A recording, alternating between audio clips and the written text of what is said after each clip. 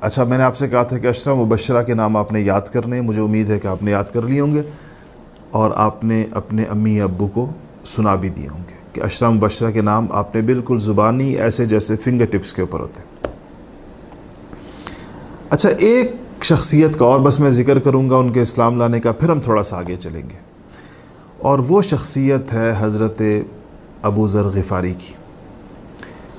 ابو ذر غفاری، غفار، بنو غفار ایک قبیلہ ہے، اور اس سے ان کا تعلق تھا، اور یہ قبیلہ مکہ سے باہر رہتا تھا۔ یہ ابو ذر جو تھے یہ خود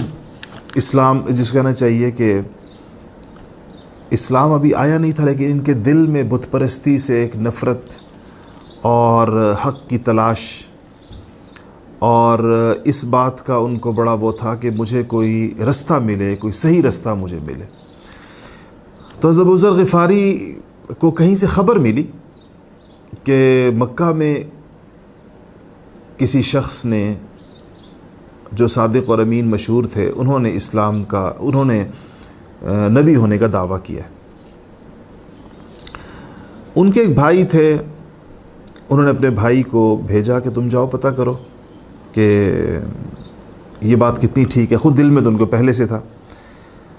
تو ان کے بھائی کہتے ہیں کہ جب میں مکہ پہنچا تو وہاں اس نبی کے خلاف بڑا پروپیگنڈا تھا، بڑی باتیں تھیں، کوئی کہہ رہا ہے کہ یہ جادوگر ہے، کوئی کہہ رہا ہے کہ یہ نجومی ہے، کوئی کہہ رہا ہے کہ یہ جنوں بھوتوں کے ذریعے سے اپنا کام کرتے ہیں، کوئی کہہ رہا ہے یہ شاعر ہے۔ تو ان کے بھائی بڑے ہوشیار تھے، کہنے لگے کہ شاعر تو میں خود ہوں، میں نے ان کا کلام سنا، مجھے پتہ چل گیا یہ شاعری نہیں ہے۔ کاہن کہتے ہیں وہ لوگ جو مختلف سپرفیشل طریقوں کے ساتھ اپنے کام کرتے ہیں، تو کوئی جنوں کے ذریعے، ستاروں کے ذریعے، بھوتوں کے ذریعے، اس زمانے میں کہا جاتا تھا۔ تو وہ کہتے ہیں کہ ان کاہنوں کی باتیں بھی میں نے سنی ہوئی تھی، ان کے جو منتر شنتر ہوتے ہیں وہ جس طرح پڑھتے ہیں چیزیں میں نے سنی ہوئی تھی۔ تو میں نے کہا کہ نہیں، یہ کاہن بھی نہیں ہے۔ تو بہرحال میں نے باتیں سنی، مجھے اندازہ ہو گیا کہ ان کے بارے میں جو پروپیگنڈا ہے وہ غلط ہے۔ میں واپس آیا، اپنے بھائی ابو ذر نے پوچھا کہ تمہیں جو میں نے بھیجا تھا تم کیا رپورٹ لے کر آئے ہو؟ کہتے ہیں کہ میں گیا تو انہوں نے یہ لوگ ان کے بارے میں یہ کہ پورے مکے میں ان کے خلاف ایک فضا تھی، ماحول تھا، کوئی کچھ کہہ رہا ہے، کوئی کچھ کہہ رہا ہے، کوئی کچھ کہہ رہا ہے۔ میں نے سب کی باتیں سنی، لیکن میں اس نتیجے پر پہنچا کہ لوگ جھوٹ بول رہے ہیں۔ اور ان کی جب میں نے باتیں سنی، یعنی محمد صلی اللہ علیہ وسلم کی جب باتیں سنی، تو میں نے ان کی باتوں میں بھلائی اور خیر کے علاوہ کوئی چیز نہیں پائی۔ خیر کی باتیں تھیں، خیر کی طرف ان کی دعوت تھی۔ حضرت ابو ذر نے کہا کہ بھائی سے کہا کہ مجھے مزہ نہیں آیا تمہارے جانے کا، مجھے پورا تسلی نہیں ہوئی تمہارے جانے سے، میں خود جاتا ہوں۔ خود آئے، اور یہاں جب پہنچے تو سیرت نگاروں نے بڑی تفصیل بیان کی ہے کہ وہ آئے اور مکہ مکرمہ میں آ کر بیت اللہ میں بیٹھ گئے، اور حضور اکرم صلی اللہ علیہ وسلم کو ڈھونڈتے رہے، لیکن وہ نظر نہیں آئے ان کو۔ پورا دن گزر گیا، یہ مسافر تھے، اس زمانے میں کوئی ہوٹل اور ریسٹورانٹس اور یہ چیزیں تو ہوتی نہیں تھی۔ مسافر کا مطلب یہ ہوتا تھا کوئی ان کو اپنے گھر لے کر جائے، اور تو کوئی رہنے کی صورت نہیں تھی۔ تو حضرت علی نے ان کو دیکھا کہ یہ صاحب سارا دن یہاں رہے ہیں، اور اب شام ہو گئی ہے اور یہ ٹھکانے کی تلاش میں ہوں گے۔ تو علی نے ان سے کہا کہ مجھے لگتا ہے کہ آپ جس کام کے سلسلے میں آئے ہیں وہ نہیں ہوا، اور آپ کو شام ہو گئی، میں آپ کو اپنے ساتھ اپنے گھر لے جاتا ہوں۔ تو انہوں نے کہا کہ ٹھیک ہے، اور یہ نہیں بتایا میں کیوں آیا تھا۔ ان کو یہ ان کے بھائی نے بتا دیا تھا کہ جب آپ جائیں تو یہ نہ کہیں کہ میں محمد صلی اللہ علیہ وسلم کے لیے آیا ہوں ان سے ملنے، کیونکہ وہ تو لوگ ان کے خلاف ہیں، وہ تو آپ کو نقصان پہنچائیں گے بہت سخت۔ تو کہتے ہیں میں نے کہا ٹھیک ہے، میں نے بھی وہ جو حضرت علی کو تو پہچانتے نہیں تھے کہ کون ہے، یہ بھی نہیں جانتے تھے کہ حضور صلی اللہ علیہ وسلم کے چچا زاد بھائی ہیں، بس انہوں نے اپنا کوئی تعارف اور اپنے آنے کی وجہ نہیں بیان کی، ان کے ساتھ چلے گئے۔ رات ان کے پاس رہے، کھانا وانا انہوں نے کھلایا۔ صبح وہ ان کو دوبارہ لے آئے، انہوں نے کہا میں صبح پھر حرم چلا جاؤں گا، بیت اللہ چلا جاؤں گا۔ دوبارہ آ گئے، سارا دن ادھر ادھر کھوجتے تلاشتے رہے، پوچھ کسی سے سکتے نہیں تھے. وہی بھائی نے جو بتایا ہوا تھا صورتحال کا. شام ہو گئی، حضرت علی نے پھر دیکھا بیچارہ مسافر ایسے ہی بیٹھا ہے، جس کام کے لیے آیا شاید اس کا ہوا نہیں ہے. پھر ان کے پاس آئے، کہا لگتا ہے کہ آپ کا کام آج بھی نہیں ہوا، میرے ساتھ چلیں. انہوں نے کہا میرا کام آج بھی نہیں ہوا، ان کے ساتھ چلے گئے. تیسرے دن پھر ایسے ہوا. تیسرے دن حضرت علی نے ان سے کہا کہ اگر آپ مناسب سمجھے تو ذرا مجھے بتائیے کہ آپ کا کیا کام ہے، آپ کس مشکل میں ہیں، آپ کس سے ملنے کے لیے آئے ہیں. تو انہوں نے کہا کہ لگتا ہے اس بندے پہ اعتماد ہو سکتا ہے، 3 دن سے مجھے رات ٹھہرا رہا ہے، کھلا رہا ہے، پلا رہا ہے. انہوں نے کہا کہ میں غفار کا آدمی ہوں، بنو غفار کا، اور مجھے پتہ چلا کہ یہاں ایک ایسے شخص نے جس کی سچائی اور امانت داری مشہور ہے اور لوگ اس کی سچائی اور امانت داری پر اعتماد کرتے ہیں، انہوں نے نبوت کا دعویٰ کیا، نبی ہونے کا دعویٰ کیا. تو حضرت علی نے کہا کہ آپ صحیح جگہ پہنچے، میں آپ کو ان تک لے جاؤں گا. وہ ایک گھر ہے جس کو دار ارقم کہتے ہیں، اور ادھر وہ ہوتے ہیں. صبح میں آپ کو لے کے جاؤں گا، لیکن ایسا کریں گے کہ اگر رستے میں کسی کو شک ہوا کہ یہ نیا بندہ آیا ہے، اور مجھے لوگ چونکہ جانتے ہیں، میں ان کا چچزاد بھائی ہوں، کہ میں ان کے پاس لے کے جا رہا ہوں تو ہو سکتا ہے تمہیں نقصان پہنچائیں، تو ایسے کر میں جیسے ہی محسوس کر، تم میرے ساتھ چلو گے، لیکن میں جیسے ہی محسوس کروں گا کہ کسی کو ہمارے درمیان کسی ریلیشن کا اندازہ ہو گیا تو میں وہاں اپنا جوتا ٹھیک کرنے کے لیے بیٹھ جاؤں گا، تم آگے چلے جانا، تاکہ لوگ سوچیں کہ اچھا ٹھیک ہے ساتھ نہیں ہے، ورنہ یہ بھی ٹھہر جاتا. یہ نہیں ٹھہرا تو اس کا مطلب یہ ہے کہ الگ الگ ہے. اس طرح میں تمہیں لے جاؤں گا. تو اس طریقے کے ساتھ یہ ان کو لے کر چلے گئے، حضور کی خدمت میں حاضر ہوئے، اور یہ اسی وقت حضور سے بات سنی، حضور نے ان کو دعوت دی اسلام کی طرف، اسی مسلمان ہو گئے.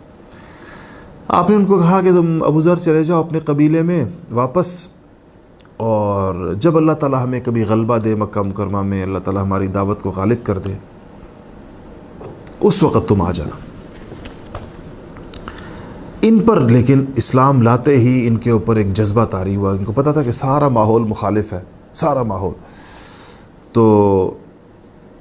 انہوں نے سوچا کہ نہیں، یہ اسلام کی آواز لگانی چاہیے ان لوگوں کے درمیان پوری قوت کے ساتھ. تو یہ گئے حرم میں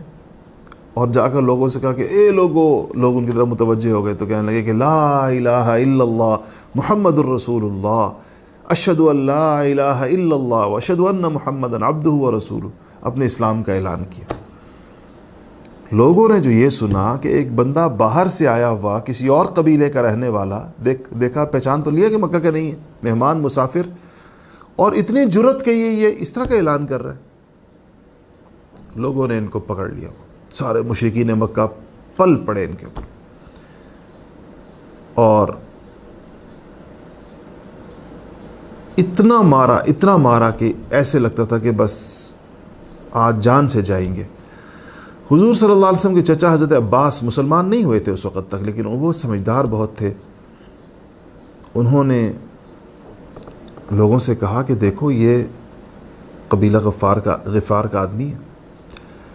اور تم لوگوں کا یہ تجارتی رستہ ہے.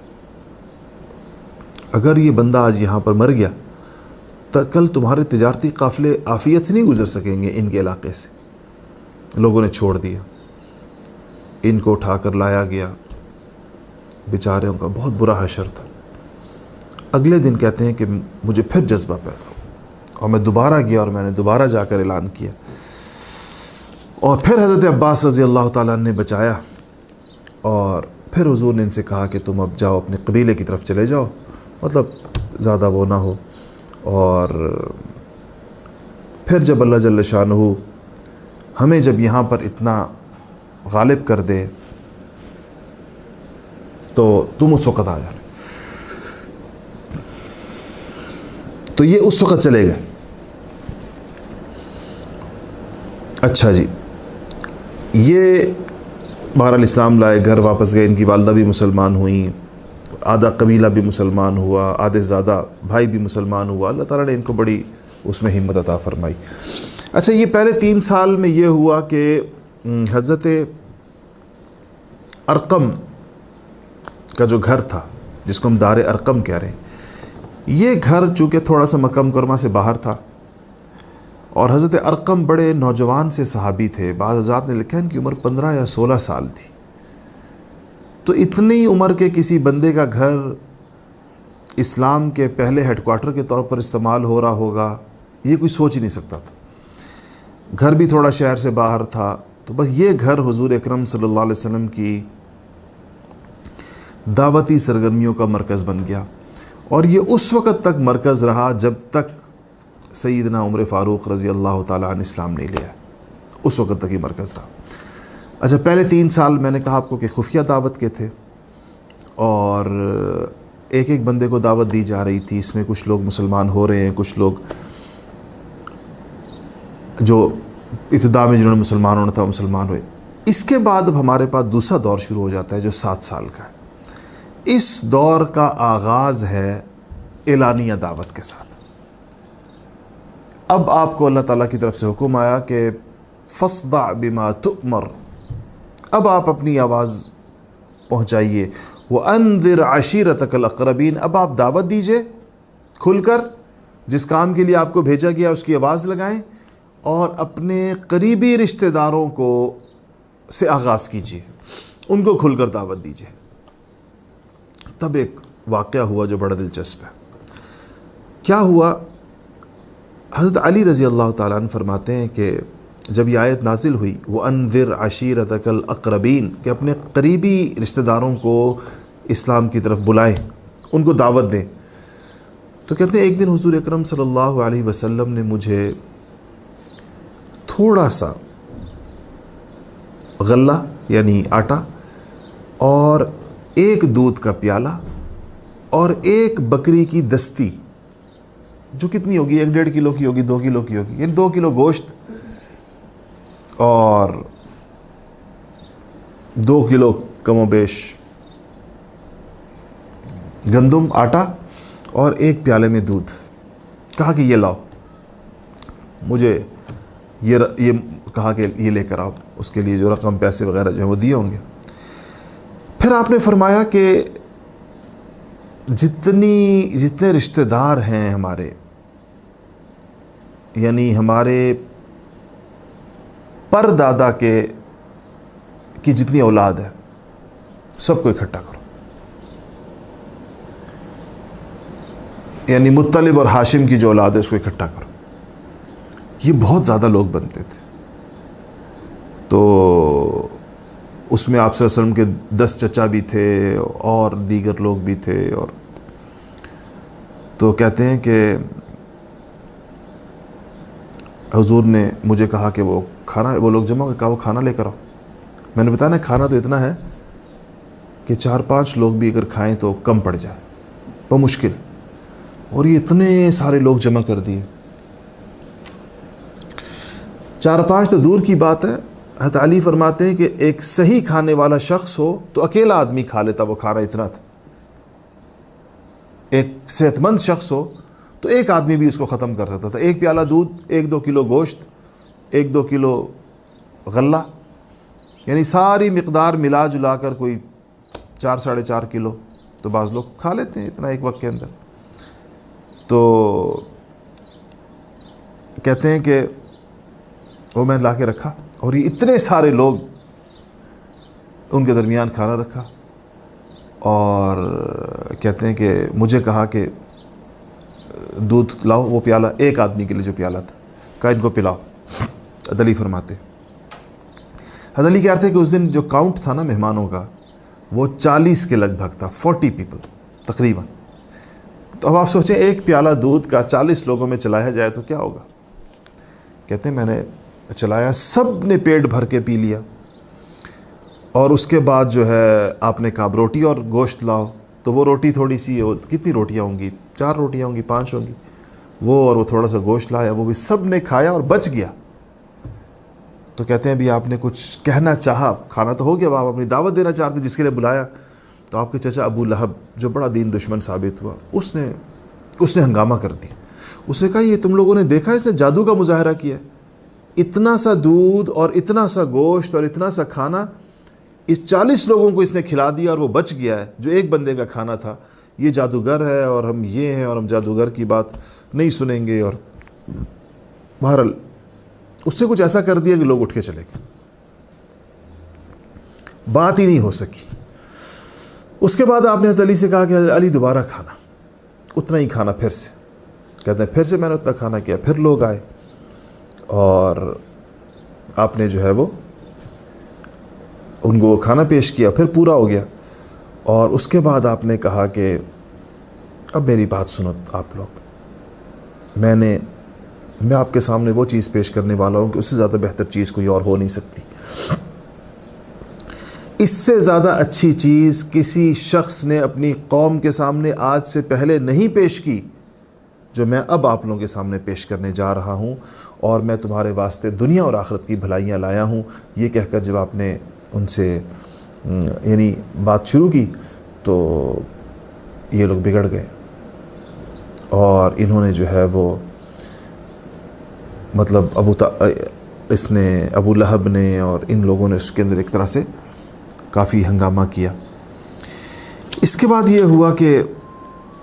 آپ نے جب یہ لوگ نہیں مانے اس کے اوپر، تو آپ نے پھر، یہ تو بالکل قریبی رشتہ دار تھے،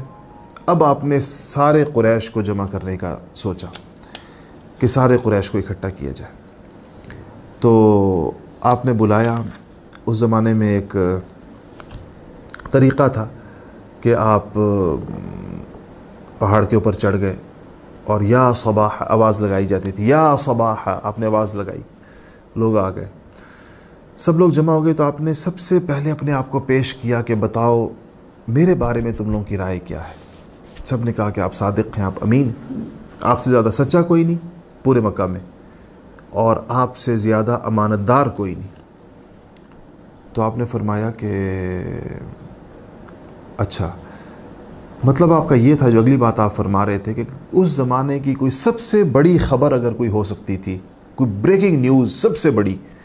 وہ یہ ہو سکتی تھی کہ دشمن کے حملے کی اطلاع، اور ایسی اطلاع کہ دشمن کے اطلاع نہ ہو، دشمن کا اچانک حملہ ہو جائے بغیر کسی اطلاع کے۔ اس سے بڑا حادثہ کوئی اور نہیں ہو سکتا تھا۔ تو اس نے کہا کہ اگر آپ صلی اللہ علیہ وسلم نے فرمایا کہ اگر میں تمہیں کہوں کہ اس پہاڑ جس پر میں کھڑا ہوا ہوں، اگر اس کے پیچھے سے دشمن حملہ آور ہونے والا ہے، اچانک آ چکا ہے، بس اب تم پر آنے والا ہے، میری اس خبر کو مانو گے؟ یعنی اتنی بڑی اطلاع جو تمہاری زندگی کو الٹ پلٹ کے رکھ دے گی، میری یہ خبر تم مانو گے؟ ان کا بالکل مانیں گے، آپ تو سچے ہیں۔ آپ نے کہا میں تمہیں اس سے بڑی بات کہتا ہوں، قولوا لا الہ الا اللہ تفلحون، لا الہ الا اللہ پڑھ لو کامیاب ہو جاؤ گے۔ اس پر آپ کا چچا ابو لہب پھر کھڑا ہوا اور کہتا ہے کہ تبا لک، اللہ معاف کرے، اس کا مطلب بنتا ہے کہ اللہ تمہیں برباد کرے، الہذا جماعتنا، کہ آپ نے ہمیں اس لیے جمع کیا۔ اور یہ کہہ کر وہ اس نے سارے لوگوں کو وہاں سے منتشر کر دیا، سب کا لوگ ڈسپرس ہو گئے، لیکن اس کے الفاظ اللہ تعالیٰ کو بہت برے لگے، اللہ تعالیٰ کو اس پہ سخت غصہ ہے، اور اللہ پاک نے وہ صورت اتاری جو آپ سب بچوں کو یاد ہے، تبت یدا ابی لہب وتب ما اغنی عنہ مالہ وما کسب سیصلی نارا ذات لہب وامرأتہ حمالۃ الحطب فی جیدہا حبل من مسد۔ یہ صورت اتری۔ تو آج آپ نے یہ کرنا ہے کہ اس صورت کا ترجمہ اپنے امی ابو میں سے کسی سے پڑھنا ہے کہ اس صورت میں اللہ پاک نے کیا کہا، تو تاکہ آپ کو پتہ چلے۔ دو تین جملے ہیں، 2-3 سینٹنسز ہیں، آپ کو ذرا وہ بتائیں گے کہ اس صورت میں اللہ تعالیٰ نے کیا کہا ہے۔ یہ اس موقع پر آئی جب اس نے جب کہا نا آپ کو تب لگا، یہ تب اس نے کہا نا، تب حضور کو کہا تو اللہ نے کہا، اللہ تعالیٰ نے تبت یدا ابی لہب وتب، تو اللہ نے ابو لہب کو اللہ پاک نے وہی کہا کہ حضور کو تم کہہ رہے ہو کہ وہ تباہ و برباد ہو جائے، نقصان ہو، تم تباہ و برباد ہو۔ اللہ جل شانہ نے آسمان سے جبرائیل کے ذریعے سے اس کا جواب نازل فرمایا۔ اچھا، یہ اب تو بات پھیل گئی شہر میں، اچھا حضور صلی اللہ علیہ وسلم دین لے آئے ہیں۔ دین کیا لائے ہیں؟ وہ کہتے ہیں بتوں سے نہیں ہوتا، وہ کہتے ہیں تمہارے بت تمہارے ہاتھ کے بنے ہوئے معبود نہیں ہیں، معبود اللہ تعالیٰ ہے، عبادت اللہ کی ہو سکتی ہے، سجدہ اللہ کو ہو سکتا ہے، مانگا اللہ سے جا سکتا ہے، مدد اللہ کرتا ہے، اللہ کے علاوہ کوئی کچھ نہیں۔ یہ دعوت تھی، اور ان کا عقیدہ تو اس کے خلاف تھا، وہ تو بتوں سے مانگتے تھے، بتوں کی عبادت کرتے تھے، بتوں کو پوچھتے تھے۔ یہاں سے آپ صلی اللہ علیہ وسلم کے لیے سمجھیں کہ ان لوگوں نے جتنی تکلیفیں ہو سکتی تھیں، جتنی قسم کی، آپ سمجھیں کہ ساری جمع کر. اچھا، آپ کی پشت پناہی، آپ کے ساتھ اگر کوئی کھڑا ہوا تھا اس موقع پر، تو آپ کے والد تو نہیں تھے، آپ کو پتہ ہے دادا بھی نہیں تھے، وہ آپ کے چچا ابو طالب تھے. جناب ابو طالب کے ساتھ اب یہ لوگ سارے، جب ان کو پتہ چلا کہ آپ نے یہ، تو انہوں نے کہا کیسے کیا کرے. سب نے کہا کہ ابو طالب ان کے بڑے ہیں، چچا ہیں، چلو ان کے پاس چلتے ہیں. ابو طالب کے پاس یہ لوگ آئے اور آ کر حضور کی شکایت لگائی اور ان سے کہا کہ اپنے بھتیجے کو منع کر لیں، ورنہ بڑے سخت کانسیکوینسز ہوں گے، اور یہ ہوگا اور یہ ہوگا اور یہ ہوگا. تو ابو طالب نے، ظاہر بات ہے کہ انہوں نے آپ کو سمجھانے کی کوشش کی. آپ نے کہا کہ چچا یہ تو میرا کام ہے، مجھے اللہ پاک نے اس کام کے لیے بھیجا ہے. تو اس کے بعد جو ہے وہ یہ لوگ یک کے بعد دیگرے آتے رہے، لیکن حضور اکرم چچا کے پاس بھی آئے اور طریقوں سے آپ کو روکنا چاہا، لیکن نبی کریم صلی اللہ علیہ وسلم کو یہ کسی بھی شکل میں، کسی بھی صورت میں اپنی دعوت سے روک نہیں سکے. تو اب یہ وہ دور ہے جس میں آپ کو اس قدر تکلیفیں پہنچائی گئیں، اتنی مشقتیں پہنچائی گئیں. آپ کے ساتھ کیا کیا کچھ ہوا، اس میں سے چند باتیں اب آپ سنیں کہ ہمارے ساتھی آپ کو کیا بتاتے ہیں کہ کون کون سی تکلیفوں کی قسم ہے، کس کس طریقے کے ساتھ آپ کو اذیتیں دی گئیں. یہ آپ سنیں، انشاءاللہ پھر ہم آگے اگلا سبق کل انشاءاللہ پڑھیں گے. تو بچوں، آج کے آپ نے لیکچر میں آپ صلی اللہ علیہ وآلہ وسلم کی دعوتی سرگرمیوں کے بارے میں تفصیلات جانی، اور اس میں آپ نے دیکھا کہ آپ صلی اللہ علیہ وآلہ وسلم نے جب سٹارٹ میں دعوت دینا شروع کی تو وہ خفیہ دعوت تھی، اور 3 سال تک آپ صلی اللہ علیہ وآلہ وسلم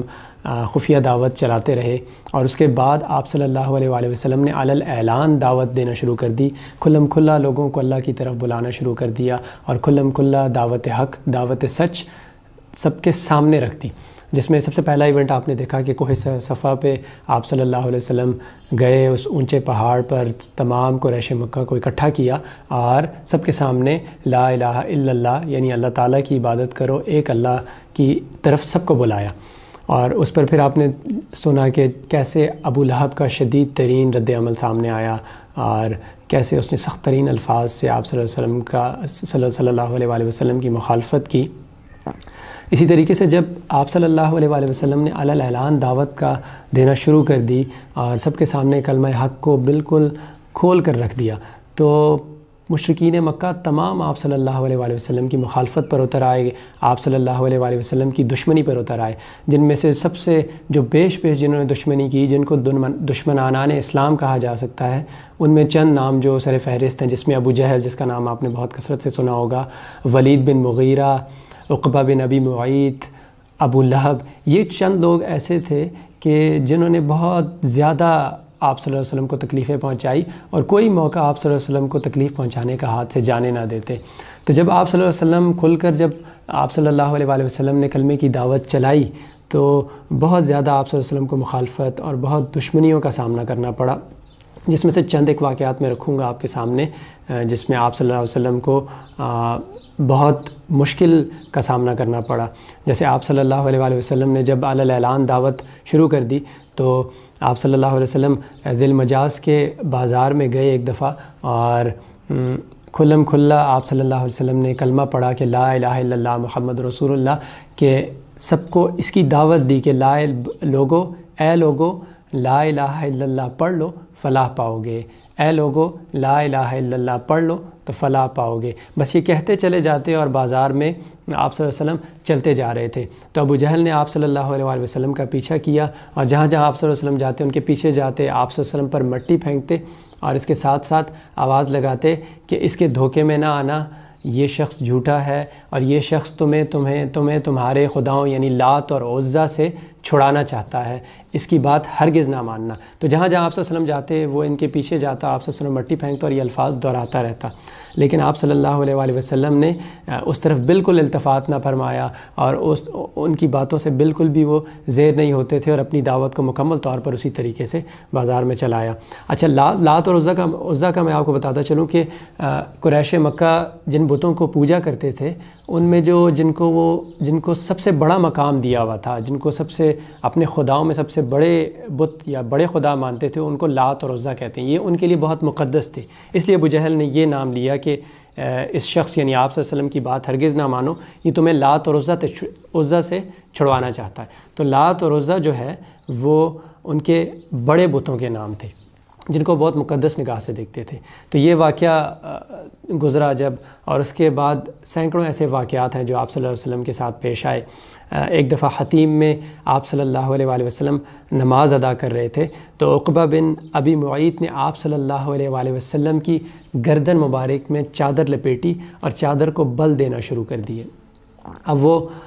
جیسے جیسے وہ بل دیتا، جیسے جیسے وہ چادر کو کھینچتا، تو وہاں پر جتنے کفار، جتنے مشرکین وہاں پر موجود تھے وہ مذاق اڑاتے، ٹھٹے مارتے، کہکہے لگاتے، ہنستے چلے جا رہے تھے۔ اس چیز سے وہ لطف اندوز ہو رہے تھے کہ عقبہ جو ہے وہ آپ صلی اللہ علیہ وسلم کو ایذا پہنچا رہا ہے، اور اتنی زور سے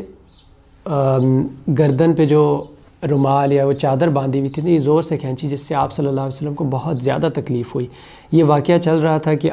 وہاں پہ حضرت ابوبکر صدیق رضی اللہ تعالیٰ عنہ کا آنا ہوا۔ انہوں نے جب دیکھا تو وہ فوراً لپکے اور عقبہ بن ابی معیط کو زور کا دھکا لگایا اور آپ صلی اللہ علیہ وسلم کو ان سے علیحدہ کیا، اور ساتھ یہ کہا کہ تم ایک شخص کو، ایک مرد کو صرف اس وجہ سے قتل کرتے ہو کہ وہ ایک اللہ، ایک پروردگار کی طرف تمہیں بلاتا ہے اور اپنی نبوت کے روشن دلائل تمہارے سامنے رکھتا ہے۔ اب یہ کہنا تھا کہ جتنے بھی مشرکین وہاں پر اس وقت موجود تھے جو ہنس رہے تھے پہلے یہ منظر دیکھ کر، تو وہ سارے کے سارے آپ صلی اللہ علیہ وسلم کو چھوڑ کر حضرت ابوبکر صدیق رضی اللہ تعالیٰ عنہ پر ٹوٹ پڑے، اور اتنا مارا ان کو، اور بالخصوص سر کو اتنا زیادہ ٹارگٹ کیا کہ سیرت نگار لکھتے ہیں کہ ابوبکر صدیق رضی اللہ تعالیٰ عنہ کا سر اتنا زخمی ہو گیا تھا، اتنا مارا تھا مکوں اور لاتوں سے کہ وہ سر کے جس حصے میں ہاتھ لگاتے تھے وہ حصہ دکھتا تھا، اور بالوں کو اتنا نوچا تھا کہ وہ سر کے جس حصے پہ ہاتھ لگاتے تو کہتے ہیں کہ وہ بال آپ رضی اللہ تعالیٰ عنہ کے ہاتھ میں آ جاتے تھے۔ تو اس قدر سخت مخالفت، اس قدر سخت دشمنی آپ صلی اللہ علیہ وسلم اور آپ صلی اللہ علیہ وآلہ وسلم کے رفقا کے ساتھ کی، اور بالخصوص وہ صحابہ کرام جو کمزور تھے، جو غلام تھے، ان کو تو بہت زیادہ پریشانیوں کا سامنا کرنا پڑا، بہت زیادہ تکالیف کفار مکہ نے ان کو پہنچائیں۔ اس طریقے سے آپ صلی اللہ علیہ وآلہ وسلم ایک دفعہ خانہ کعبہ میں طواف کر رہے تو ابو جہل اور اس کے چند ساتھی وہاں پر کھڑے تھے، تو آپ صلی اللہ علیہ وآلہ وسلم نے جب پہلا چکر کاٹا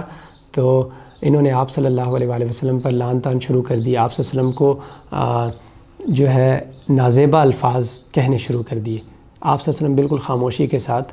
آگے چل پڑے، اور جب دوسرا چکر لگایا تو پھر دوبارہ سے انہوں نے یہی چیز ریپیٹ کی، پھر جب یہاں تک کہ جب تیسرا چکر لگایا تو پھر دوبارہ سے انہوں نے بیہودہ کلمات آپ صلی اللہ علیہ وسلم کو کہے، تو اس پر آپ صلی اللہ علیہ وآلہ وسلم کا چہرے کا رنگ تبدیل ہو گیا، اور آپ صلی اللہ علیہ وآلہ وسلم نے ان کی طرف مخاطب ہو کر کہا کہ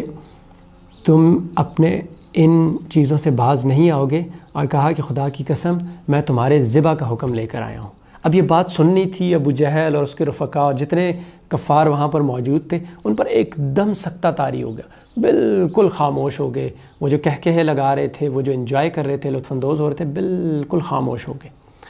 اچھا، ان کو ایک بات کا اندازہ تھا کہ آپ صلی اللہ علیہ وآلہ وسلم قول کے پکے اور بات کے سچے ہیں، صادق اور امین ہیں، تو آپ صلی اللہ علیہ وآلہ وسلم کے منہ سے نکلی ہوئی بات کبھی جھوٹ نہیں ہو سکتی۔ اب یہی وجہ تھی کہ جب آپ صلی اللہ علیہ وسلم نے کہا کہ خدا کی قسم میں تم لوگوں کے ذبح کا حکم لے کر آیا ہوں، تو ان پر سکتہ اس وجہ سے طاری ہوا تھا کہ باوجود مخالفت کے وہ آپ صلی اللہ علیہ وآلہ وسلم کے کردار، آپ صلی اللہ علیہ وآلہ وسلم کی کوالٹیز کے قائل تھے، اور انہیں پتہ تھا کہ آپ صلی اللہ علیہ وآلہ وسلم کبھی جھوٹ نہیں بولتے۔ تو یہی وجہ تھی کہ جب آپ صلی اللہ علیہ وسلم نے یہ جملہ کہا، اس جملے نے ایک دم ان کے اندر خوف طاری کر دیا، وہ سارے اندر سے کانپ اٹھے اور ایک دم سے بالکل سکتہ طاری ہو گیا ان سب پر۔ اسی طریقے سے ایک دفعہ آپ صلی اللہ علیہ وآلہ وسلم حرم شریف میں نماز ادا کر رہے تھے کہ ابو جہل کھڑا ہوا اور اس نے آواز لگائی کہ کوئی شخص ہے جو آپ صلی اللہ علیہ وآلہ وسلم پر اونٹ کی اوج ڈال کے آئے۔ تو ایک بدبخت اٹھا اس وقت، جس کا نام پہلے بھی ذکر کر چکا ہوں، عقبہ بن ابی معیط، وہ اٹھا اور اس نے جو ہے انتظار کیا کہ کب آپ صلی اللہ علیہ وسلم سجدے میں جائیں۔ جیسے ہی آپ صلی اللہ علیہ وآلہ وسلم نماز میں سجدے میں گئے تو اس نے کیا کیا کہ اونٹ کی اوج اٹھا کر آپ صلی اللہ علیہ وآلہ وسلم کے اوپر ڈال دی۔ اور یہ منظر دیکھ کر ابو جہل، اس کے رفقا اور جتنے کفار اس وقت کھڑے تھے وہ کہہ مار کر ہنسنے لگے، لطف اندوز ہونے لگے اس واقعے سے، اور آپ صلی اللہ علیہ وسلم کافی دیر تک سجدے میں پڑے رہے، یہاں تک کہ حضرت فاطمہ رضی اللہ تعالیٰ عنہ جن کی عمر شاید اس وقت 4 سے 5 برس ہوگی، وہ دوڑتی ہوئی آئیں اور اس غلاظت کو آپ صلی اللہ علیہ وآلہ وسلم سے دور کیا، اور آپ صلی اللہ علیہ وآلہ وسلم نے اس وقت بھی ایک بات دہرائی کہ کفار مکہ کو مخاطب کیا اور کہا کہ تم اپنی ان حرکتوں سے باز نہیں آؤ گے یہاں تک کہ اللہ تعالیٰ آسمان سے تم پر کوئی عذاب نازل فرما دے، یہ کہا اور چلے گئے۔ 2-3 واقعہ اگزامپل کے طور پہ آپ کے سامنے رکھیں، اس طرح کے سینکڑوں واقعات ہیں جو آپ صلی اللہ علیہ وآلہ وسلم کے سامنے پیش آئے۔ اب چونکہ یہ براہ راست، جب اب چچا زندہ تھے تو براہ راست تو آپ صلی اللہ علیہ وسلم کو ایذا پہنچا نہیں سکتے تھے،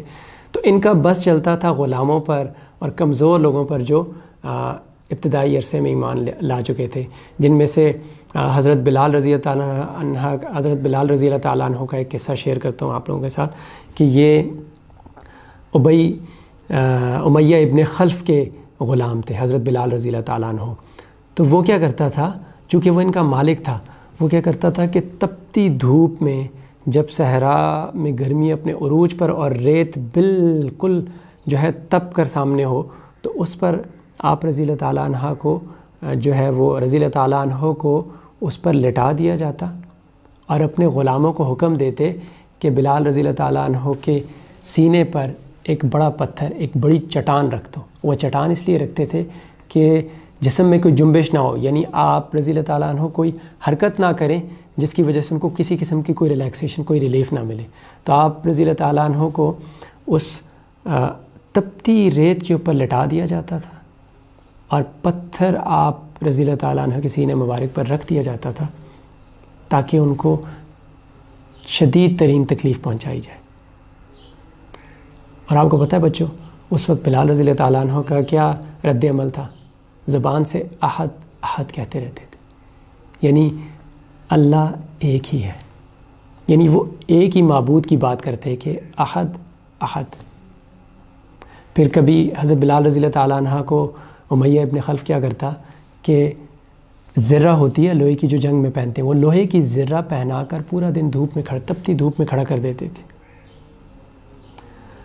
اور پھر بھی جب وہ دیکھتے کہ حضرت بلال رضی اللہ تعالیٰ عنہ اپنے دین پر قائم ہے، تو انہوں نے ایک دفعہ کیا کیا کہ چند لڑکوں کو جو ہے وہ آپ رضی اللہ تعالیٰ عنہ کے گلے میں رسی پھیری، رسی یہاں سے باندھی گلے میں، اور وہ گلے کی رسی جو ہے وہ لڑکوں کو پکڑا دیتے اور انہیں حکم دیتے کہ اسے پورے شہر میں گھماؤ، اسے پورے شہر میں گھسیٹو، اور وہ لڑکے جو ہے وہ آپ رضی اللہ تعالیٰ عنہ کو، حضرت بلال کو پورے شہر میں گھسیٹتے اسی طریقے سے۔ اور جب ریت پر لٹایا جاتا، حضرت بلال رضی اللہ تعالیٰ عنہ کے سینے پر پتھر رکھا جاتا، تو امیہ ابن خلف زور زور سے چیخ چیخ کر کہتا کہ یا تو اس حالت میں مر جائے گا یا تو اپنے دین کو چھوڑ دے گا، یعنی یا اپنے دین کو چھوڑ دے یا میں تب تک تجھے اس حالت میں رکھوں گا کہ تجھے موت نہ آ جائے۔ ایسی سخت تکلیفیں، ایسی سخت اذیت کے بعد جب یہ سوال اٹھاتا امیہ ابن خلف اپنے غلام حضرت بلال رضی اللہ تعالیٰ عنہ کے سامنے، تو پتہ ہے بچوں حضرت بلال کا جواب کیا ہوتا اس پر؟ احد احد احد، یعنی میں اللہ کے ساتھ کسی کو شریک نہیں کرتا، اللہ ایک ہی ہے۔ تو ایسے استقلال کا پہاڑ تھے۔ اب یہ مظالم پے در پہ چلتے رہتے اور مختلف طریقے سے حضرت بلال رضی اللہ تعالیٰ عنہ کو ان کا جو آقا ہے، ان کا جو مالک ہے، وہ اذیتیں پہنچاتا رہتا کہ ایک دفعہ حضرت ابوبکر صدیق رضی اللہ تعالیٰ عنہ کا گزر وہاں سے ہوا، تو آپ رضی اللہ تعالیٰ عنہ نے جب حضرت بلال کی حالت دیکھی تو امیہ ابن خلف سے مخالف ہو کر ان کی طرف دیکھ کر ان سے مخاطب ہو کر کہا کہ کیا تمہیں اللہ کا خوف نہیں ہے کہ تم اتنے مظالم ڈھا رہے ہو؟ اور پھر حضرت بلال رضی اللہ تعالیٰ عنہ کو خرید لیا حضرت ابوبکر صدیق رضی اللہ تعالیٰ عنہ نے، اور وہ کس طرح سے کہ اپنا ایک غلام جو کہ اس وقت مسلمان نہیں ہوا تھا، جو بہت طاقتور اور بہت قوی تھا، یعنی بہت ایکٹیو غلام تھا، وہ آپ نے امیہ ابن خلف کے حوالے کیا، اور اس کے بدلے میں آپ نے حضرت بلال رضی اللہ تعالیٰ عنہ کو خریدا اور خرید کر حضرت بلال رضی اللہ تعالیٰ عنہ کو آزاد کر دیا۔ یعنی اس کے بعد حضرت بلال رضی اللہ تعالیٰ عنہ کا جو ہے تھوڑی سی زندگی آسان ہوئی اور وہ اس کی غلامی سے باہر نکلے۔ اسی طریقے سے حضرت خباب رضی اللہ تعالیٰ عنہ جو ہیں وہ سابقون الاولون میں سے ہیں. یعنی جیسے کہ پچھلے لیکچر میں بھی ڈسکس ہوا ہے کہ سابقون الاولون وہ لوگ ہیں جو آپ صلی اللہ علیہ وآلہ وسلم پر ابتدائی دور میں ہی ایمان لے آئے تھے، کہ جب آپ صلی اللہ علیہ وسلم نے بالکل شروع کے دور میں دعوت دی اور اسلام اور دین اور کلمہ رکھا، تو یہ وہ لوگ تھے جو سامنے آ گئے تھے. اور غالباً یہ چھٹے مسلمان ہیں جو کہ دار ارقم ابھی قائم نہیں ہوا تھا اور یہ مسلمان ہو چکے تھے اس وقت. تو یہ حضرت خباب جو تھے یہ انمار تھیں، ان کے غلام تھے. اب وہ ان کو سخت تکلیفیں پہنچانے لگی جب انہوں نے اسلام قبول کر لیا.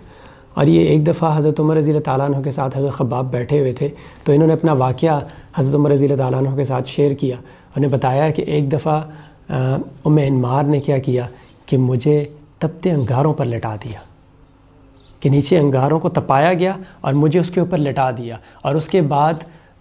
مشرکین مکہ نے میں سے ایک شخص آیا اور اس نے میرے سینے پر زور سے پاؤں رکھ دیا تاکہ میں بالکل ہل نہ سکوں، اور پھر اپنی قمیص اٹھا کر وہ انگار کے وہ سارے نشانات دکھائے.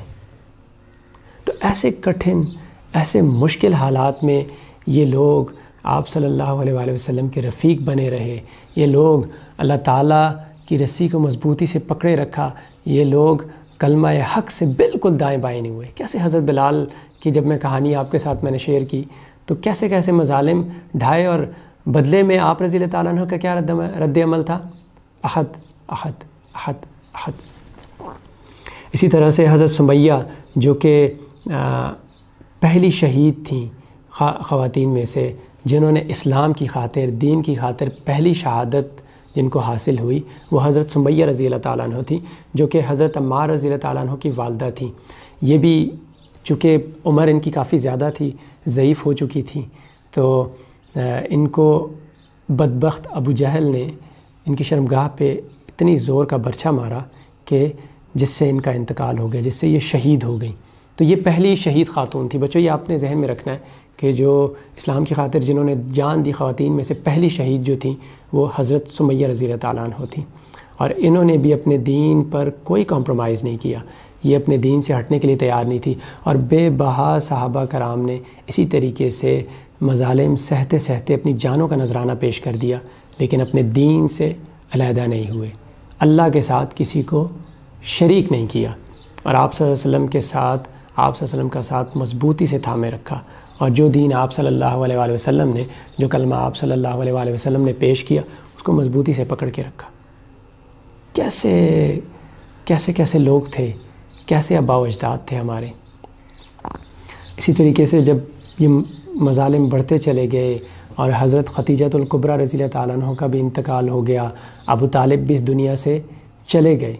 تو پھر قریش مکہ کھل کر سامنے آ گئے. جیسے میں نے پہلے بتایا کہ جب تک چچا ابو طالب زندہ تھے تو قریش کی ہمت نہیں ہوتی تھی کہ براہ راست جو ہے آپ صلی اللہ علیہ وسلم کو کوئی ایذا پہنچا سکیں، کوئی تکلیف پہنچا سکیں. تو جب ان کا انتقال ہو گیا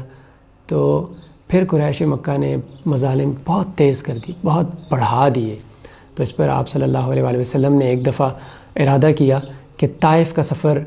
کیا جائے، اور طائف کے لوگوں کے سامنے، طائف کے سرداروں کے سامنے اور ان کی قوم کے سامنے، یہ جو ہے ان کے قبائل کے سامنے یہ دعوت رکھی جائے کہ شاید وہ لوگ قبول کر لیں اس دعوت کو. تو آپ صلی اللہ علیہ وآلہ وسلم نے حضرت زید بن حارثہ کو اپنے ساتھ لیا اور طائف کی طرف روانہ ہو گئے. اب وہ طائف میں سب سے پہلے آپ صلی اللہ علیہ وسلم نے خیال یہ کیا کہ چونکہ کسی بھی قبیلے میں سردار معتبر اور مہذب لوگ ہوتے ہیں، اور اگر سردار کسی بات پر قائل ہو جائیں تو نیچے وہ بات عمومی عوام تک پہنچانا، عمومی عوام میں وہ بات بہت جلدی سے پھیل جاتی ہے. تو آپ صلی اللہ علیہ وسلم نے یہ اس غرض سے کہ چلو یہ اگر طائف کے سرداروں سے بات کی جائے تو وہ ذرا تہذیب کے دائرے میں ایک مہذب شخصیات ہیں، تو پہلے ان پر دعوت پیش کی جائے. تو آپ صلی اللہ علیہ وآلہ وسلم نے 3 بھائی عبد لیل اور مسعود اور حبیب تو حبیب، یہ 3 بھائی تھے اور تینوں سردار تھے، عبد لیل، مسعود اور حبیب. ان تینوں کے سامنے آپ صلی اللہ علیہ وآلہ وسلم نے کلمہ حق رکھا، ان تینوں کے سامنے لا الہ الا اللہ رکھا، تینوں کے سامنے اپنی نبوت رکھی کہ میں اللہ کی طرف سے رسول بنا کر بھیجا گیا ہوں. اور اتنا شدید ترین رد عمل تھا، اتنے سخت الفاظ تھے، حالانکہ توقع تھی کہ یہ مہذب لوگ ہیں تو ان کی طرف سے ایک مہذب گفتگو یا ایک اچھے رویے کی توقع لے کر آپ صلی اللہ علیہ وسلم آئے، لیکن ہوا کیا کہ ان کا رد عمل بہت شدید اور بہت سخت تھا۔ ان میں سے ایک بھائی نے کہا کہ اوہو، کیا تمہارے علاوہ اللہ تعالیٰ کو کوئی رسول نہیں ملا تھا کہ جس کو پیغمبری دیتے، جس کو رسول بنا کر بھیجتے؟ ان میں سے ایک نے یہ کہا کہ اللہ تعالیٰ کو آپ صلی اللہ علیہ وسلم کے ذریعے سے ہی کعبہ کا پردہ چاک کرنا تھا، اور تیسرے نے کیا جواب دیا کہ میں آپ صلی اللہ علیہ وسلم کے ساتھ کلام کرنا ہی پسند نہیں کرتا، کہ اگر تو واقعی آپ اللہ کے رسول ہیں تو آپ کے کلام کو رد کرنا، آپ کی مخالفت کرنا خطرے سے خالی نہیں، اور اگر ایسا نہیں ہے، آپ اگر اللہ کے رسول نہیں ہیں تو میں ایسے شخص سے کلام کرنا پسند ہی نہیں کرتا، اور منہ پھیر لیا اس نے۔ اب یہ جواب تھے ان قبائل کے سرداروں کے، ان لوگوں کے جن کو آپ صلی اللہ علیہ وسلم تصور کر رہے تھے کہ یہ تو بہت مہذب لوگ ہوں گے، اتنا شدید رد عمل دیا۔ اب اس پر آپ صلی اللہ علیہ وسلم نے بالکل حوصلہ نہیں ہارا، اور آپ صلی اللہ علیہ وسلم ان سے جب مایوسی ملی، ان سے یہ رسپانس ملا، تو آپ صلی اللہ علیہ وسلم نے عمومی عوام کی طرف رخ کیا اور عام عوام کے سامنے یہ دعوت رکھی۔ اس پر ان تین سرداروں نے کیا کیا کہ جو ان کے قبیلے کے جو شریر اور اوباش نوجوان تھے ان کو اکسایا، ان کو آپ صلی اللہ علیہ وسلم کے پیچھے لگا دیا۔ ان کو جب پیچھے لگا دیا تو پورے رستے میں آپ صلی اللہ علیہ وسلم کا تعقب کیا انہوں نے، پورے رستے میں آپ صلی اللہ علیہ وسلم پر پتھر برسائے، اور اس سفر میں جو آپ کے ہمراہ تھے وہ حضرت زید بن حارثہ رضی اللہ تعالیٰ عنہ، انہوں نے اپنی مکمل کوشش کی کہ جو بھی پتھر آئے وہ مجھے لگ جائے لیکن آپ صلی اللہ علیہ وسلم کی جان بچ جائے، آپ صلی اللہ علیہ وسلم کو وہ پتھر نہ چھوئے۔ لیکن ایسا کیسے ممکن تھا کہ اتنے نوجوان پیچھے لگ گئے اور مسلسل برسات کی طرح پتھر کو برساتے جا رہے تھے، اور اس سے آپ رضی اللہ تعالیٰ عنہ جو حضرت زید بن حارثہ رضی اللہ تعالیٰ عنہ ان کا بھی سر شدید زخمی ہوا، اور آپ صلی اللہ علیہ وسلم پر بھی شدید زخم آئے، اتنے زیادہ زخم کہ آپ صلی اللہ علیہ وسلم کے جوتے مبارک، آپ صلی اللہ علیہ وسلم کے پاؤں رنگین ہو گئے، آپ صلی اللہ علیہ وسلم کے جوتے خون سے تر ہو گئے۔ پیارے بچوں، کیسے حالات گزرے آپ صلی اللہ علیہ وسلم پر، اور پھر کتنی مصیبتیں۔ اب ہم صرف اس چیز کو تھوڑا سا اگر تصور میں لے کے آئیں کہ وہ کیسے زخم ہوں گے کہ جن سے اتنا خون نکلا کہ جوتے خون سے تر ہو گئے۔ اب اگر ذرا سا اس کو اپنے ذہن میں لے کے آئیں، ہمیں اگر کبھی چوٹ لگ جاتی ہے بچوں، آپ کو کھیلتے وقت آپ کہیں سلپ ہو گئے، گر گئے، کہیں چھوٹی سی بازو پر یا کسی بھی جسم کے حصے پر ہلکی سی خراش آ جاتی ہے، چوٹ آتی ہے، اس سے خون بھی نہیں بہتا، صرف ہلکی سی چوٹ آتی ہے، کتنے دن تک آپ اس جگہ کو ہاتھ نہیں لگا سکتے، کتنے تکلیف میں ہوتا ہے بندہ کہ اس پورے دن تک اور کافی ٹائم تک اس جگہ کو، اس زخم کو آپ ہاتھ بھی نہیں لگا سکتے۔ تو وہ ایک زخم ہمارے پورے جسم کو کیسا لرزا دیتا ہے، کیسا تکلیف میں مبتلا کر دیتا ہے کہ ہم کسی کو اس جگہ کو ہاتھ بھی نہیں لگانے دیتے۔ تو آپ صلی اللہ علیہ وسلم کے وہ کیسے زخم ہوں گے کہ جن سے خون پھوٹا، جن سے خون بہا، اور جن نے آپ صلی اللہ علیہ وسلم نے آپ صلی اللہ علیہ وسلم کے جوتے جو ہیں وہ خون سے تر کر دیے۔ کیسی سخت تکلیف ہوگی۔ صرف چشم تصور سے، صرف اگر ذہن میں اس واقعے کو، ذہن میں ان چیزوں کو لے آئیں تو بندے کی روح کانپ اٹھتی ہے کہ اتنی شدید ترین مخالفت، اتنی شدید ترین تکلیف آپ صلی اللہ علیہ وسلم کو کفار نے پہنچائی۔ تو جب ان نوجوانوں سے ایک جگہ پہ تھوڑا سا آپ صلی اللہ علیہ وسلم کو ہوا کہ یہ امن ہوا، تو آپ صلی اللہ علیہ وسلم عتبہ اور شیبہ کا ایک باغ تھا، اس میں ایک درخت کے سائے کے نیچے تھوڑا سا آرام کیا، تھوڑی دیر بیٹھ گئے، اور پھر اس وقت آپ صلی اللہ علیہ وسلم نے دعا کی، جو کہ کافی طویل دعا ہے، جس میں کچھ الفاظ یوں بھی تھے کہ اے میرے رب، اگر تو مجھ سے راضی ہے تو میں جس حال میں بھی تو مجھے رکھے، یا اللہ میں تجھ سے راضی ہوں۔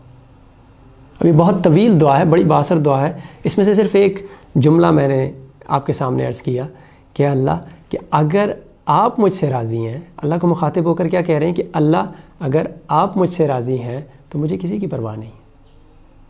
تو پھر جس حال میں مجھے آپ رکھتے ہیں، یا اللہ میں آپ سے راضی ہوں، میں خوش ہوں اس حال میں۔ تو کیسے صبر اور استقامت اور استقلال کا پہاڑ تھے، کتنی اتنی شدید مخالفت ملی مکہ میں بھی، مکہ سے باہر یہ چیز ذہن میں رکھی کہ چلیں کوئی اور شاید میری دعوت قبول کر لے، تو وہاں سے بھی رد عمل یہ ملا. اور اس کے بعد ریئیکشن کیا ہے آپ صلی اللہ علیہ وآلہ وسلم کا، کتنا پولائٹ، اور کیسے اللہ تعالیٰ کے سامنے کہہ رہے ہیں کہ یا اللہ میرا جتنی ایفرٹ ہے اس سب کا مرکز آپ کی رضا، آپ کی خوشنودی ہے، اور اگر آپ مجھ سے راضی ہیں تو پھر مجھے کسی کی پرواہ نہیں، اور اگر آپ مجھے اس کے بعد جس حالت میں بھی رکھیں گے تو میں آپ سے خوش ہوں، میں آپ سے راضی ہوں. یہ رد عمل تھا. اور جب آپ صلی اللہ علیہ وسلم دعا کر کے فارغ ہوئے تو اللہ کی رحمت تو جوش میں آئی، اور حضرت جبرائیل امین آپ صلی اللہ علیہ وآلہ وسلم کی خدمت میں حاضر ہوئے. آپ صلی اللہ علیہ وسلم سے سلام کیا اور پہاڑوں کا فرشتہ ساتھ لے کر آئے، اور آپ صلی اللہ علیہ وسلم سے فرمایا کہ جو حکم بھی اللہ کے نبی آپ دیں یہ اللہ کی طرف سے بھیجا ہوا فرشتہ ہے، تو آپ جو حکم دیں گے یہ اس پر فوراً سے عمل کرے گا. آپ کہیں تو یہ جو بستی ہے وہ بستی اصل میں دو پہاڑوں کے درمیان تھی، آپ اگر حکم دیں تو ان دو پہاڑوں کو آپس میں ملا دیا جائے اور اس بستی کو ہم نیست و نابود کر کے رکھ دیں گے. یہ حضرت جبرائیل نے کہا. اور پھر اس پر آپ صلی اللہ علیہ وسلم کا رسپانس چیک کریں، آپ صلی اللہ علیہ وسلم کا اس پر رد عمل چیک کریں کہ آپ صلی اللہ علیہ وسلم نے فرمایا کہ نہیں، مجھے یقین ہے کہ اگر یہ لوگ مجھ پر ایمان نہیں لائے، انہوں نے میری رسالت کو قبول نہیں کیا، انہوں نے ایک اللہ کی عبادت نہیں کر رہے، تو اللہ تعالیٰ ضرور ان کی نسل میں سے کوئی ایسا شخص پیدا کریں گے، ان کی نسل میں کوئی ایسے لوگ ہوں گے جو صرف ایک رب، ایک پروردگار کی پرستش کیا کریں گے. دیکھیں کیسا شفیق نبی ہے، کیسا نبی کہ اتنا ظلم برداشت کرنے کے بعد بھی آپ صلی اللہ علیہ وآلہ وسلم نے بددعا نہیں دی. آپ صلی اللہ علیہ وآلہ وسلم نے دعا دی، حالانکہ آپ صلی اللہ علیہ وسلم کی دسترس میں تھا، صرف ایک اشارہ کرنے کی دیر تھی، وہ بستی طائف، وہ لوگ پورے ملیا میٹ ہو جاتے، ایک سیکنڈ کے اندر ان کی چٹنی بن جاتی. لیکن آپ صلی اللہ علیہ وسلم نے ایسا نہیں کیا. آپ صلی اللہ علیہ وسلم نے ان کے لیے دعا فرمائی، اور ایسا ہی ہوا کہ بعد میں وہ پھر اس قبیلے میں، ان قبائل میں کچھ ایسے لوگ تھے جو کہ اللہ کی عبادت گزار تھے بہت، اور وہاں تک اسلام پہنچا پھر. لیکن ہم ذرا سوچیں کہ اتنی مشکلات، اتنی مشقتیں برداشت کرنے کے بعد رد عمل کیا تھا. اور اس سیرت کے اس واقعے کے ان مظالم کے تناظر میں اگر ہم اپنے آپ کو ٹٹولیں، اپنے آپ کو دیکھیں کہ ہمارے ساتھ کوئی ذرا سا ایک بات کر لے تلخ تو کیسا ری ایکشن ہوتا ہے ہمیں. کوئی ایک گالی دے دے ہمیں تو جب تک ہم اسے 10 گالیاں نہ دیں تو ہمارا تو دل ہی ٹھنڈا نہیں ہوتا. کوئی ایک تھپڑ لگا دے تو جب تک ہم پتھروں اور تھپڑوں کی بارش نہ کر دیں اس پر تو ہمارا دل ہی ٹھنڈا نہیں ہوتا. ہم تو بدلہ لینے میں جب تک اس کو تہس نہس نہ کر دیں اس شخص کو، اس بندے کو جس سے ہم نے بدلہ لینا ہے، تو ہمارا تو دل مطمئن ہی نہیں ہوتا. لیکن اگر ہم سیرت کو اٹھائیں، آپ صلی اللہ علیہ وسلم کے واقعات اور حالات کو اٹھائیں، تو ہمیں کیا چیزیں ملتی ہیں کہ آپ صلی اللہ علیہ وسلم نے اتنے ظلم برداشت کرنے کے بعد بھی شفقت فرمائی، محبت فرمائی، معاف کرنے کو پسند فرمایا، اور ہمیشہ سب کو معاف کیا اور اس کی ترغیب دی. اور اس کے برعکس ہم لوگوں کا کیا رد عمل ہے؟ معافی تو ہے ہی نہیں. جس جگہ پہ ہم قدرت نہ رکھتی ہوں، جس جگہ پہ ہم قادر نہ ہوں، وہاں پر صبر کر لیتے ہیں، اور جس جگہ پہ اللہ تعالیٰ نے ہمیں اختیار دیا اور ہم بدلہ لے سکتے ہیں تو ہم کبھی معاف نہیں کرتے. ہم اس زیادتی کا بدلہ ایک کے بجائے 2 گنا بڑھ چڑھ کر لیتے ہیں. تو پیارے بچوں، ہمیں سیرت سے یہ سبق ملتا ہے کہ ہم نے ایسے نہیں کرنا. آپ صلی اللہ علیہ وسلم کی سیرت کو جب ہم ذہن میں لائیں گے تو پھر ہمیں پتہ چلے گا کہ معاف کرنے والے کا کتنا درجہ ہے. ہمارے نبی کا تو جو عمل تھا وہ ایسا نہیں ہوتا تھا. ہمارے نبی کا عمل تو ایسا ہے کہ کوئی کسی سے نا امید نہیں ہوتے تھے، استقامت کے ساتھ، صبر کے ساتھ اپنی دعوت چلاتے رہتے تھے. اب اس میں سے جو سبق ایک ملتا ہے ہمیں وہ یہ ہے کہ ہم ہر شخص کے لیے نرم گوشہ رکھیں، ہر شخص سے اچھے کی امید رکھیں، ہر شخص کے ساتھ پولائٹلی پیش آئیں، محبت کریں اور صبر کا دامن نہ چھوڑیں. اور پھر دوسرا یہ کہ کتنے مظالم آپ صلی اللہ علیہ وسلم کے رفقا پر ہوئے، وہ حق بات سے نہیں ہٹے. تو حق ہے بچوں، اور باطل ہے. تو جب بھی زندگی میں کبھی مشکل، کبھی پریشانی آئے تو حق بات کو نہیں چھوڑنا. اس سے ہمیں پتہ چلتا ہے کہ حق بات پر ہمیشہ قائم رہنا ہے، چاہے جو مرضی ہو جائے. جس طرح صحابہ کرام کو تو بہت جذبہ، بہت ایمان تھا، وہ تو اپنی جان تک بھی پیش کر دیتے تھے. تو اس سے ہمیں بالکل واضح سبق ملا کہ ایک تو یہ کہ حق بات پر ڈٹے رہنا، اور حق بات میں کوئی فلیکسیبلٹی نہیں ہے، کوئی گنجائش نہیں ہے کہ آپ لا الہ پر کھڑے ہیں، آپ ایک اللہ پر ایمان لے آئے ہیں تو اس پر ثابت قدم رہیں گے، اس پر ڈٹے رہیں گے چاہے جو مرضی ہو جائے، اور معاف کرنے کا شیوا اپنائیں، معاف کرنے کو اپنی معافی کو اپنی ہیبٹ، اپنی عادت بنا لیں کہ جب کبھی بھی کسی سے زیادتی ہو گئی تو اس نے اگر کہہ دیا آپ سے اور تسلیم کر لیا اور نہ بھی کیا تو اس کو معاف کریں۔ معاف کرنے والے کو اللہ کے نبی اور اللہ کے رسول اور اللہ تعالیٰ خود بہت پسند فرماتے ہیں۔ اور پھر کبھی بھی زندگی میں کوئی مشکل پیش آئے تو ہم نے کیا کرنا ہے بچوں کہ آپ صلی اللہ علیہ وآلہ وسلم کی یہ واقعات جو آج آپ نے سنے، ان چیزوں کو اپنے ذہن میں رکھنا ہے۔ جب بھی کوئی پریشانی آئی دیکھیں کہ اس ٹائم پہ اللہ کے نبی کا کیا رد عمل تھا، آپ صلی اللہ علیہ وسلم نے اس موقع پر کیا کیا۔ جب کوئی امر پیش آئے، کوئی آپ نے کوئی چیز کرنی ہے زندگی میں، کوئی ضروری نہیں ہے کہ مشکل چیز پیش آئے تو آپ نے سیرت کی چیزوں کو اٹھانا ہے۔ جو بھی عمل کریں، رات کو سونا ہے، صبح جاگنا ہے، گھر سے باہر نکلنا ہے، بیت الخلاء میں جانا ہے، غرض یہ صبح و شام کی ہماری جو عادات ہیں، جو چیزیں بھی ہیں، ہم سیرت کو پڑھیں، سیرت کو دیکھیں کہ آپ صلی اللہ علیہ وسلم کی سنت کیا تھی، آپ صلی اللہ علیہ وآلہ وسلم کا رسپانس، ریئیکشن اس ٹائم پہ کیا ہوتا تھا، آپ صلی اللہ علیہ وسلم بیت الخلاء میں کیسے جاتے تھے، آپ صلی اللہ علیہ وسلم مسجد میں کیسے جاتے تھے، آپ صلی اللہ علیہ وسلم کسی سے گفتگو کرتے تھے تو آپ صلی اللہ علیہ وسلم کی گفتگو کیسے ہوتی تھی، آپ صلی اللہ علیہ وسلم کا گیٹ اپ کیسے ہوتا تھا، آپ صلی اللہ علیہ وسلم بات کیسے فرماتے تھے، آپ صلی اللہ علیہ وسلم مسکراتے کیسے تھے، آپ صلی اللہ علیہ وسلم جمعے والے دن کیا کرتے تھے، آپ صلی اللہ علیہ وسلم عید والے دن کیا کرتے تھے، آپ صلی اللہ علیہ وسلم جب دوست احباب کی محفلوں میں بیٹھے ہوتے تھے آپ صلی اللہ علیہ وسلم کا رد عمل کیا تھا، آپ صلی اللہ علیہ وسلم جب رستے میں چلتے تھے تو کیسے چلتے تھے، آپ صلی اللہ علیہ وسلم کسی سے ملتے تھے تو کیسے ملتے تھے۔ غرض یہ کہ پوری زندگی ہم نے کیسے گزارنی ہے، سیرت کا نقشہ ہمارے سامنے ہو کہ آپ صلی اللہ علیہ وسلم کی زندگی کے ایام میں آپ صلی اللہ علیہ وسلم جب عمل کرتے تھے تو اس ٹائم پہ آپ صلی اللہ علیہ وسلم کا یہ عمل تھا، یعنی پوری زندگی ہماری آپ صلی اللہ علیہ وآلہ وسلم کی سیرت کے سانچے میں ڈھل جائے، یعنی اور کوئی پہلو زندگی کا کوئی ایسا پہلو نہیں ہے کہ جس کو آپ صلی اللہ علیہ وسلم نے چھوڑ دیا ہو، کہ جس کو آپ صلی اللہ علیہ وآلہ وسلم نے پریکٹس کر کے جس کا نمونہ ہمارے سامنے پیش نہ کیا ہو۔ صرف ہم نے کرنا کیا ہے کہ اپنے بڑوں سے، علماء سے، اپنے اساتذہ سے، اپنے پیرنٹس سے پوچھ کر چلنا ہے کہ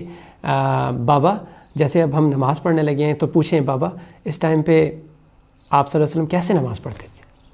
تو جب آپ ٹوائلٹ جا رہے ہیں، جب آپ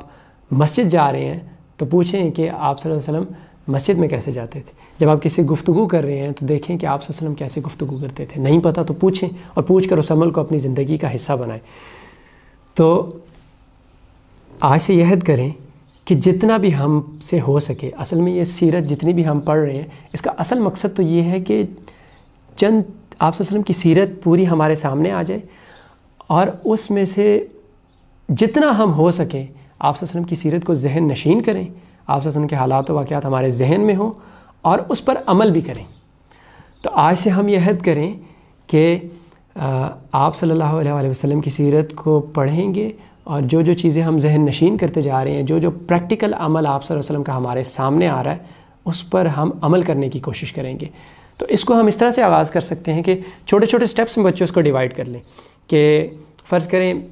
ایک ویک کے لیے کوئی ایک عمل آپ پکڑ لیں کہ آپ صلی اللہ علیہ وسلم کپڑے کیسے تبدیل کرتے تھے، آپ صلی اللہ علیہ وسلم کھانا کیسے کھاتے تھے، تو آپ کو پتہ چل جائے گا کہ آپ صلی اللہ علیہ وسلم بسم اللہ الرحمن الرحیم بسم اللہ وعلیہ برکت اللہ پڑھ کر کھانے کو شروع کرتے تھے، دائیں ہاتھ سے شروع کرتے تھے اور دسترخوان میں بیٹھنے کی یہ آداب تھے۔ تو آپ ایک ہفتہ اس عادت کو پریکٹس کریں، جب آپ اس پر مستقل ہو جائیں تو پھر آپ ایک اور سنت اٹھا لیں، اس پر عمل کریں، جب وہ مستقل ہو جائے تو پھر ایک اور سنت